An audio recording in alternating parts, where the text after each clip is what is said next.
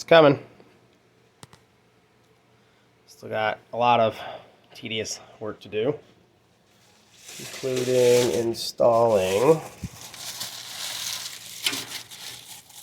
some Djibouti Dubs BMSs. Stay. Djibouti Dubs. Close enough, whatever.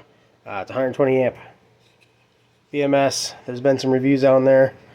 They seem relatively good as long as it's not freezing or melting down for temperature discharge, charge discharge, because I guess if it's less than 0.2 amps of charge or discharge, these won't actually shut off charging and discharging because it doesn't see anything less than 0.2 amps. But I mean, as far as the amount of batteries I have, and it's in a basement that's like basically 60 degrees all year round, I'm not really worried about it.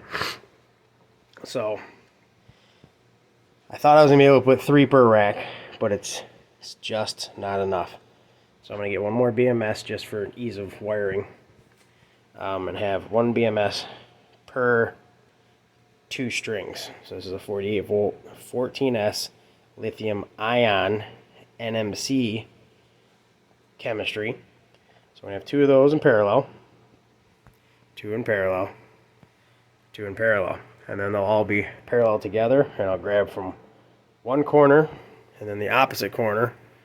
See this shunt trip breaker. This one's 150 ampere. Needs 24 volts to stay active. So like right now,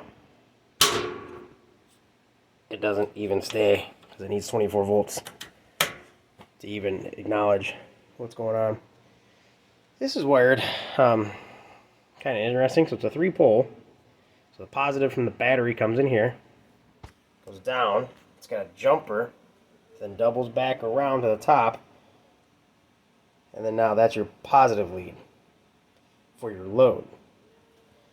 And then a negative for your load. I mean, why have that middle jumper at all and just put the positive here and just not use this? I don't know. Maybe they did that for dummy proof? I don't know. I don't understand that, why it needs that middle jumper, but they did this little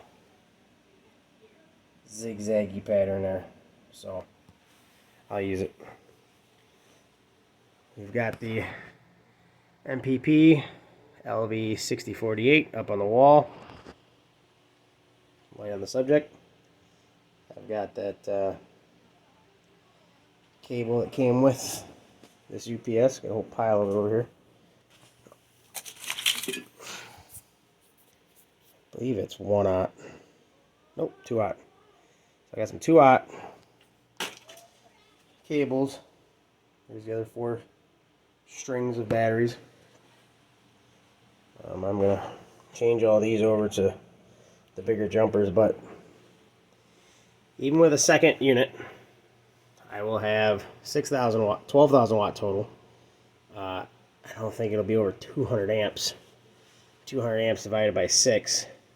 This is number 2 copper, so I mean that can handle more than enough, I believe, with an even load across 6 strings of batteries. Either way.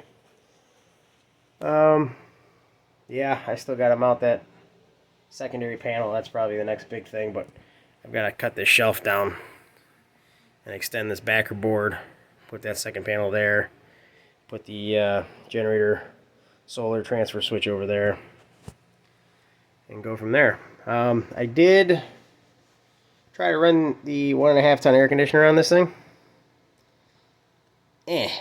So it does the bypass like I expected, but then it's like a 10-minute wait before it goes back into battery.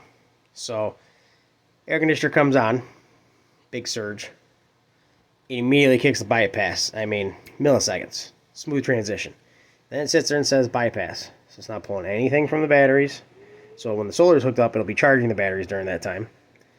And then after 10 minutes, it starts pulling from the batteries again.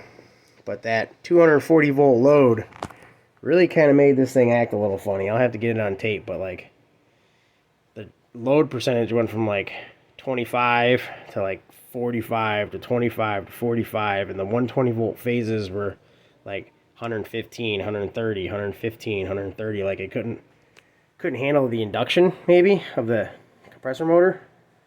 There was 600, 700 watts per leg, so 1400 watts to run the air conditioner. I don't know. I might just have to fully put that not on the solar, run everything else in the house but that, because it didn't really like that inductive load. So these trays are on tracks, but they're not bearing slide, which is kind of ridiculous to me because they're made for lead acid batteries. So I don't know. It is what it is. It's actually just metal to metal looking at it. Yeah, that's just metal to metal. There's no track at all, actually. Either way, can't beat free. Let me get one more of these guys. That's what I've been using to charge the capacitors, even though I have like the nice little 50 watt anodized gold resistors right next to all my CB radio gear. Just was lazy and I was sitting down in the basement because why wouldn't it be? But one step closer. I got the battery wires ran. I got the unit mounted, and then if I do decide to just go with another one of these, I can put the other one on that side, and this is going to plug in. 100% confident now this is what I want to do. I want to put a 50 amp dryer plug there. This is only a 40 amp pass-through, so a 50 amp dryer plug, SO cord, plug it in, and I'll have another plug next to it, which will be from the generator, so I can power it from the generator, power it from grid. And this is a portable power backup system. It's on wheels, it's completely isolated, and then where it plugs into the panel to get its grid, like I said, is going to be plugged in, and where it supplies, it's also going to be a plug. So that'll be a female plug, and it's going to be going through the disconnect, so it should be fine. It'll be like plugging in a generator.